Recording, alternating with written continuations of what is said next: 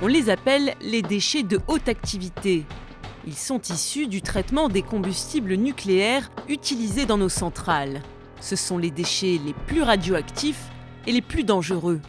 La France en produit depuis plus de 65 ans. Pour le moment, ils sont entreposés sur leur site de production, mais la gestion de ces déchets vitrifiés à vie longue pose de sérieux problèmes. Ils sont entreposés aujourd'hui dans des bâtiments sécurisés, des sortes de bunkers.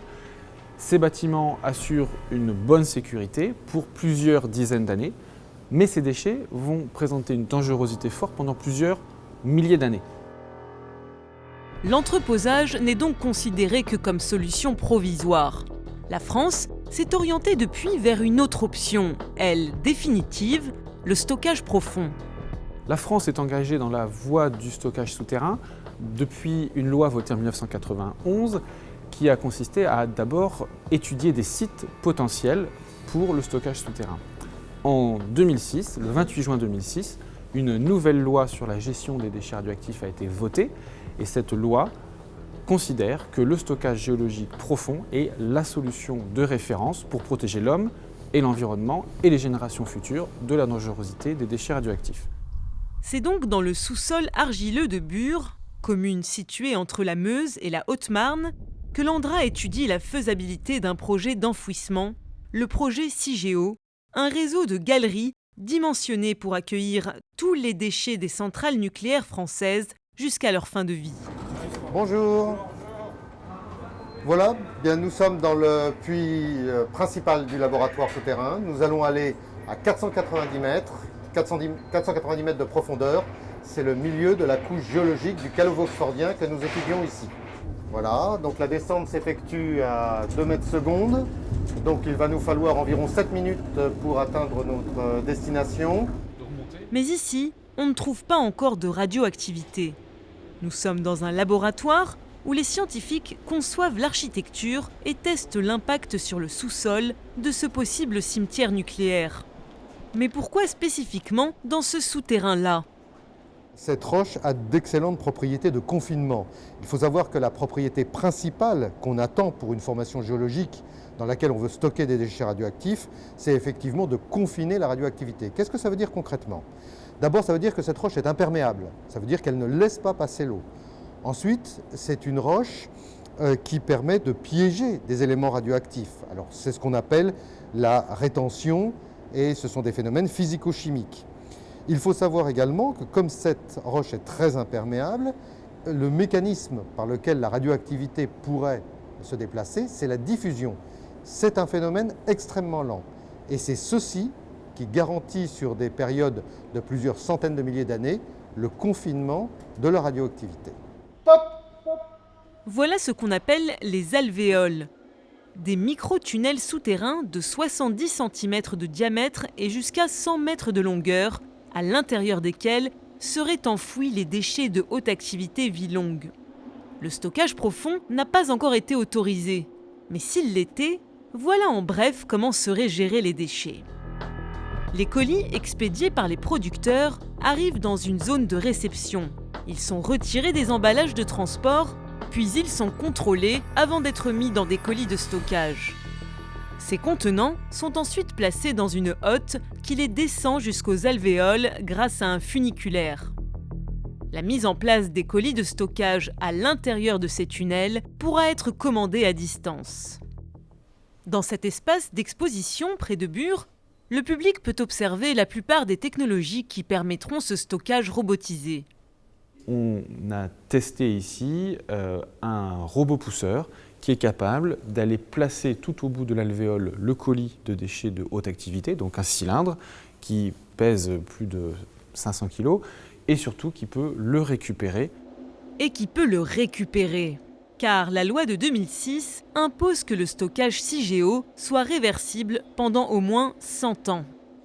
Ça veut dire que dans nos calculs de dimensionnement des alvéoles de stockage, des soutènements des tunnels, on doit faire en sorte que tous ces ouvrages souterrains tiennent au moins 100 ans et permettent, dans une étape dite de récupérabilité, de reprendre les colis qui auraient été placés dans le sous-sol. Ensuite, le stockage a vocation à être définitivement fermé. Mais le fait de sceller entièrement CIGEO pose question et soulève des inquiétudes.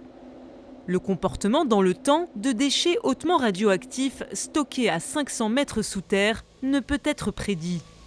Dès lors, comment démontrer la sûreté de ce dispositif sur le long terme ?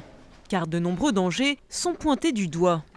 Un des problèmes principaux avec CIGEO, ce sont les rejets d'hydrogène, qui font qu'on va se retrouver dans tous les cas avec des rejets gazeux, radioactifs autorisés, parce qu'il n'y aura pas que de l'hydrogène rejeté, mais également tous les gaz radioactifs émis par ces déchets qui seront remontés en surface, parce qu'il y aura des bouches d'aération.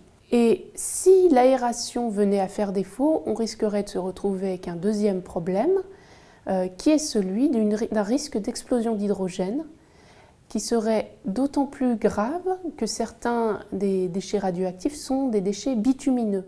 Vous les surveillez. Vous avez mis vos déchets dans un espèce de tuyau, les uns à côté des autres, et puis vous avez fermé. Oui, mais comment vous faites pour regarder à l'intérieur ? Alors, et surtout pas faire de trous dans votre scellement, parce que ça c'est le gros problème. Si vous faites un trou, ça veut dire que l'eau peut y aller, et à ce moment-là, elle va rejoindre les nappes phréatiques. À partir de ce moment-là, votre nappe, elle se déplace et elle emporte la contamination, c'est clair. Des interrogations auxquelles l'ANDRA n'a pas encore apporté de réponse. Durant l'exploitation, nous travaillons pour imaginer, pour proposer des processus qui présentent le moins de risques possible. Donc on travaille sur la diminution des risques d'incendie, sur la diminution des risques d'explosion par exemple. Ensuite, pour obtenir un stockage qui soit sûr, le stockage doit être fermé. Et pour ça, nous travaillons aussi dès à présent sur les systèmes de scellement des ouvrages de stockage souterrain. À l'origine, il était prévu non pas un, mais des laboratoires destinés à prouver que l'enfouissement était possible. Mais à chaque fois, les porteurs du projet se sont heurtés à une forte opposition locale. Pourquoi les habitants de Bure et ses alentours n'ont-ils pas résisté de leur côté ? Il a fallu beaucoup de discussions avec la population en leur promettant finalement que ce laboratoire était un laboratoire et que, à une première période de fin de travaux, en 2006, ils auraient des choix. L'inconvénient, c'est qu'on a cherché à trouver un autre laboratoire dans les années 99, ça s'est appelé la mission Granit, et là, plus personne n'a voulu accepter quoi que ce soit.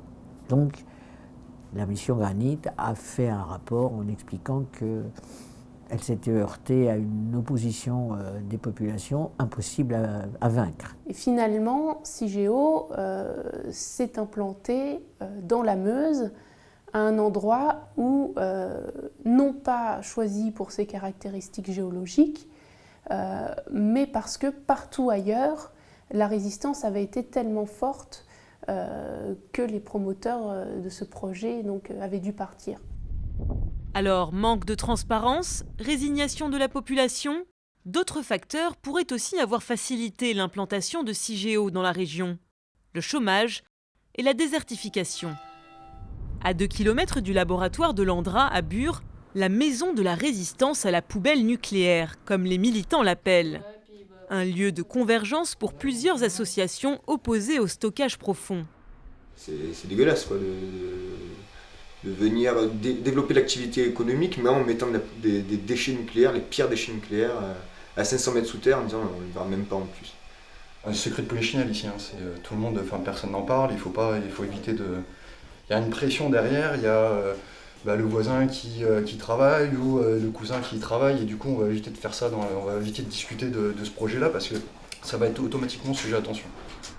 On est dans une région qui est très peu peuplée, entre 5 et 6 habitants au kilomètre carré. En plus économiquement très très faible, cette partie de Lorraine, il y a un chômage très important, les jeunes ne trouvent plus de travail et les villages vieillissent. Avec ce projet, on a amené beaucoup d'argent injecté dans la région qui a fait qu'on a acheté les consciences et les gens ne pensent pas aux dangers, aux inconvénients d'un tel projet.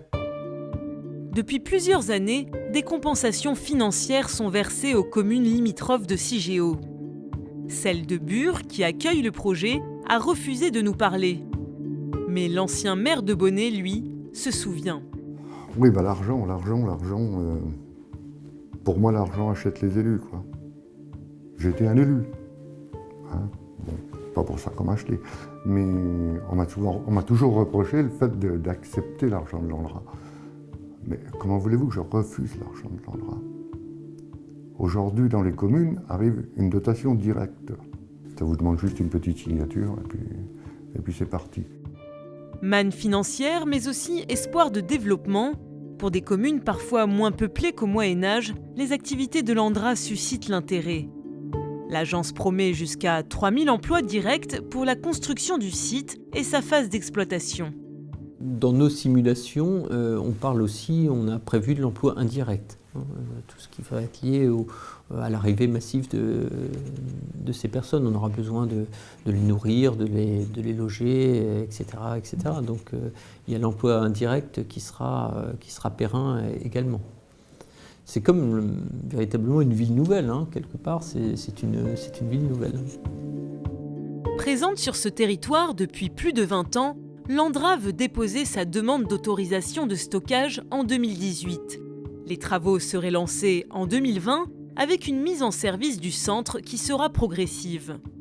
Elle commencera par une phase dite inactive avec des colis qui ne contiennent pas de radioactivité, puis on introduira petit à petit différents types de colis de déchets radioactifs et en fonction des observations qu'on pourra faire sur leur comportement en conditions réelles de stockage, on augmentera progressivement les cadences pour arriver à une cadence industrielle de stockage. Et à partir de là, on estime qu'on aura besoin d'à peu près un siècle pour concomitamment creuser des alvéoles de stockage et remplir celles qui seront déjà creusées. Un calendrier prématuré pour les opposants au projet. Ils s'inquiètent du manque de démonstration de sûreté, mais aussi de la cacophonie sur le coût global de Cigéo. En février dernier, Ségolène Royal a pris une décision. Elle a tranché sur les coûts de Cigéo en les fixant à 25 milliards d'euros, soit 10 milliards d'euros de moins que l'estimation de l'ANDRA, qui était déjà estimée insuffisante par l'autorité de sûreté nucléaire. Ça veut dire soit qu'on risque d'avoir une version low cost de Cigéo qui soit encore plus dangereuse, soit que ce seront les contribuables qui devront financer le surcoût. Mais alors, que faire quand on sait que les déchets radioactifs sont amenés à tripler d'ici 2080 et qu'ils resteront dangereux pendant des centaines de milliers d'années encore? Il est absolument indispensable actuellement de reprendre tous les déchets anciens et de les mettre dans des fûts corrects, parce que ce n'est pas ce qu'ils ont actuellement, avec des emballages qui tiennent le coup, et dans des entreposages que l'on surveille et que l'on fait de la meilleure façon possible, c'est-à-dire qu'on ne laisse pas ni les liquides s'échapper, ni les gaz. Alors le destin des générations futures est-il de garder un œil sur ces déchets issus de l'épopée nucléaire française? Derrière l'enfouissement, l'ANDRA voudrait leur éviter de gérer le fardeau que sont nos déchets hautement radioactifs. Mais enterrer définitivement ces déchets, c'est aussi prendre le risque de les priver de futures solutions de traitement.